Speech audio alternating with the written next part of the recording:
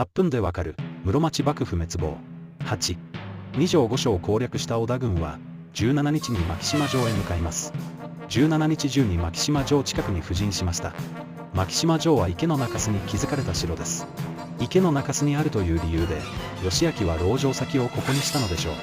18日、織田軍は池を渡って中州に上陸し、牧島城を攻撃します。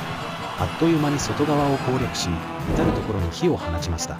信長は降伏の使者を義昭に送りました。これ以上の籠城は不可能だと思った義昭は19日に降伏します。降伏した義昭は今日からの追放処分となりました。こうして室町幕府は滅亡したのでした。